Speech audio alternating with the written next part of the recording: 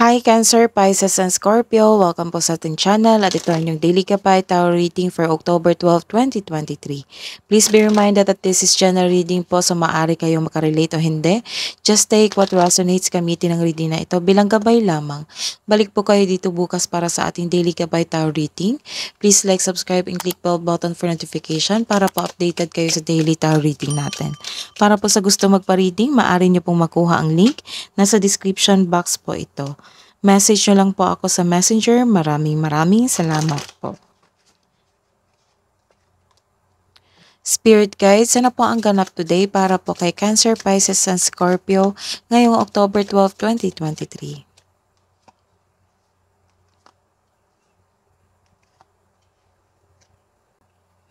Nagkaroon ng lack of clarity dito. This is misunderstanding and self-doubt. Pero at the end of the day, nagkaroon ng katotohanan. May nalaman kang katotohanan. You are safe sa bahay nyo. Nagkaroon din ng comfort. It might be nagkaroon kayo ng time sa inyong sarili na nag-spend time kayo alone with sa inyong bahay kasi nakaramdam ka dito ng comfort. Nagkaroon ka ng sense of security or stability. So, at the end of the day, nagkaroon kayo ng good luck. It is time to relax and find joy in life's small pleasures. So, this is prosperity, good luck, and happiness.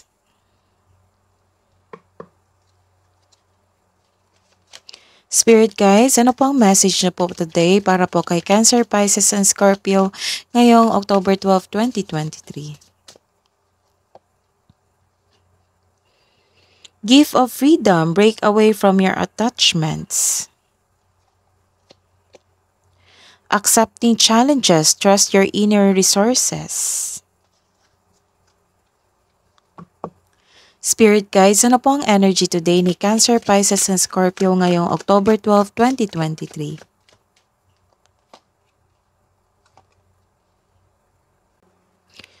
This is happiness. Happiness sa inyong family, sa inyong sarili. Kaya nag-spend time kayo sa inyong bahay ngayon at nagkaroon ng happiness dito. So this is the second card na nagkaroon kayo ng happiness sa araw na ito. This is a fulfillment. Siguro some of you nagkaroon ng fulfillment sa inyong project, sa inyong trabaho, sa inyong passion na ginagawa na sa mahabang oras. This is also a granted yung manifest nyo. Fulfillment sa pangarap. May kasiyahan at kagalakan sa mga bagay ukol sa pamilya at kaibigan. This card focuses on achievement of a level of love and success na nagbibigay sa iyo ng serenity o katahimikan. Satisfaction at pasasalamat.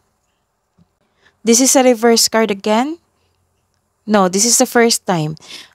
This is the first card na reverse card. This is good news because you are moving on. You are decided to move on from the challenges. So, nagkaroon ng fulfillment, nagkaroon ng overcome of obstacles.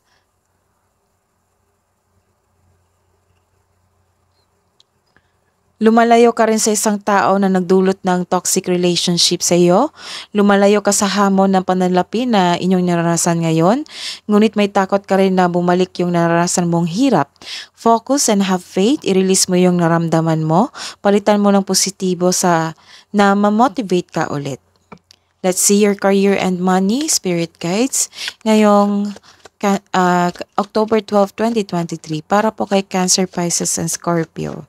Ngayong October 12, 2023, career and money.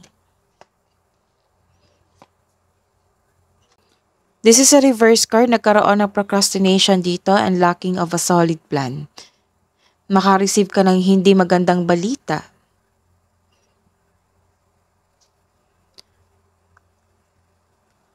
Makaka-encounter ka ng immature na tao dito, kasamahan mo sa trabaho. Ayaw niyang pinagsabihan siya o ayaw binabalaan. Nagkaroon ng frustration kasi walang progress sa inyong proyekto o goal mo sa buhay.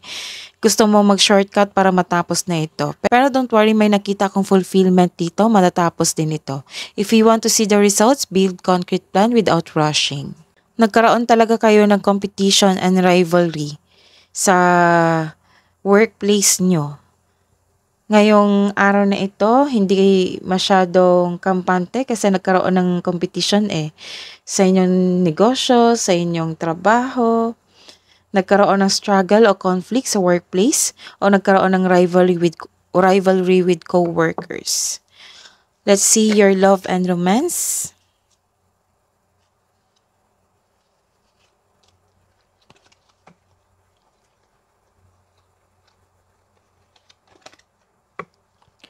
Let's see your love and romance. Spirit guides para po kay Cancer, Pisces, and Scorpio ngayong October 12, 2023.